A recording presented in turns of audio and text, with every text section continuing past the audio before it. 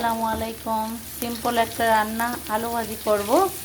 তো আলু ভাজি তো কয়েক সিস্টেমে করা যায়। এটা হচ্ছে আমি ডিম দিয়ে একদম সিম্পল, এগুলোর মধ্যে শুধু হলুদ আর দেখা গেছে ধনিয়া গুঁড়া বা জিরা গুঁড়া দিব। তো এই যে হচ্ছে পেঁয়াজ আর রসুন কুচি কুচি করে কেটে নিয়ে ভাজা ফেলছি।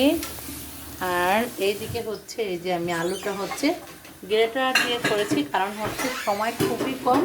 সিম্পল রান্না যাকে বলে অল্প সময়ের মধ্যে রান্নাটা করব।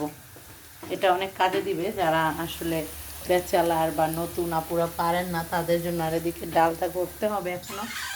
আর এই যে হচ্ছে পাস্তা, একটু গরমের মধ্যে যত শর্টকাট রান্না করা যায় সেই তো। এখন সব কিছু দিয়ে এটা দিয়ে দিচ্ছি। এখানে কোনো এক্সট্রা পানি লাগবে না, কারণ ভাজিতে যেই পানি দিয়ে ভাজিটা ধোয়া হয়েছে এতেই হয়ে যাবে। চাইলে একটু 2-3 মিনিটের জন্য ঢেকে দিতে পারেন, বাট ঢাকার প্রয়োজনই হয় না ওইভাবে, কারণ গলে যায়। এই ভাজিটা হবে ঝরঝরা ভাজা ভাজা।